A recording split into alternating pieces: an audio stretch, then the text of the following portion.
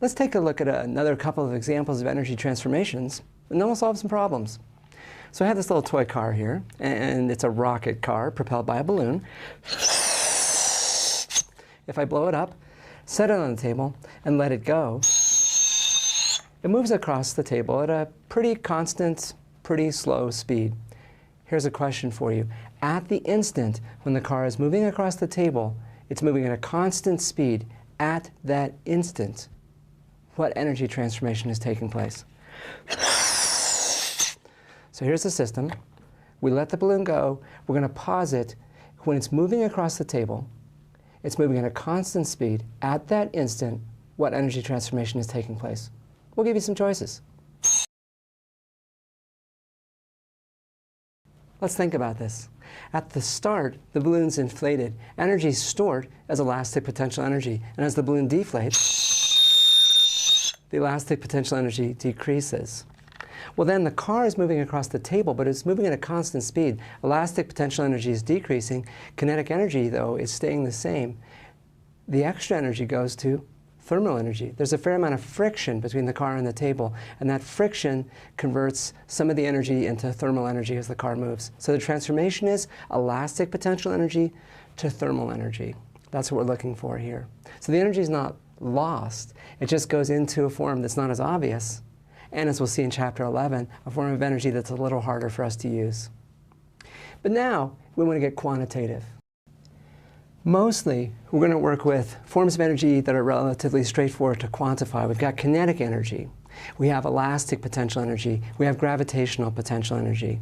And you'll see in the book that we have formulas for each of these different forms of energy. And then we're going to take systems, we're going to analyze them using the law of conservation of energy.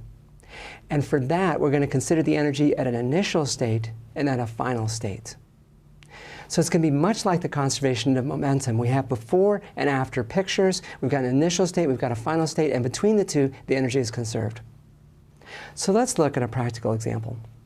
I've got this ball here, and if I raise it up and I drop it, it bounces, but it doesn't rebound as high as when I dropped it. So if I take this ball, suppose I raise it to a height h, I drop it, and it rebounds to a height h over 2.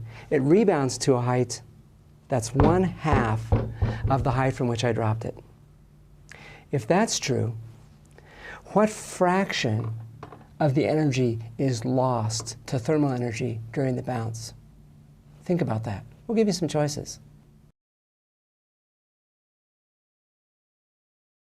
In fact, the initial state is this. The ball is raised up in the air. And what form of energy do we have? Gravitational potential energy. There's no kinetic energy. Then I drop the ball. Gravitational potential energy goes to kinetic energy. The ball hits the table. Then that kinetic energy is converted to elastic potential energy. Some of that elastic potential energy comes back, but not all of it. And then the ball rises to a certain height. The initial state and the final state both have the ball at rest. So in those two cases, there's no kinetic energy. It's only gravitational potential energy. And if the ball starts at a height h and finishes at a height h over 2, I've lost half the height. And since potential energy is m times g times h, if I've lost half the height, I've lost half the gravitational potential energy. So what fraction of the energy was lost in the bounce? Half. Half the energy was lost. Let's take a look at another problem. Now, we're going to take this dart gun. And the way this dart gun works is this. I store energy in the form of elastic potential energy by pulling back a spring. And I always store the same amount of energy in this spring. And if I put a dart in here, if I pull the trigger, the elastic potential energy is released, turns into kinetic energy of the dart, and the dart will go to a certain height.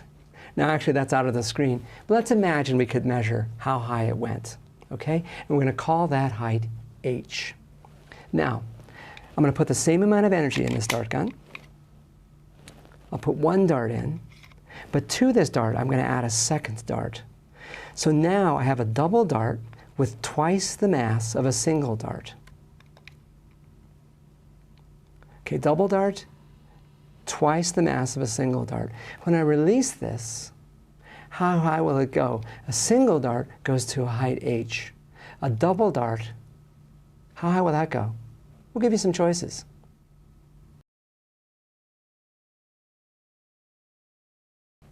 Now think about this. The amount of energy stored in the system is elastic potential energy in the spring. That's always the same. So the initial potential energy in the system is the same. And so therefore the final potential energy in the system is the same. Initial elastic potential energy is the same, and so the final gravitational potential energy will be the same.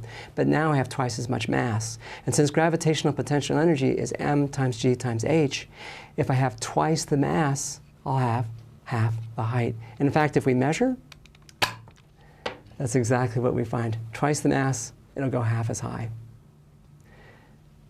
There's two other terms which we need to consider that will be important when we consider energy, and they are power and work. And we'll take a look at those in the next segment.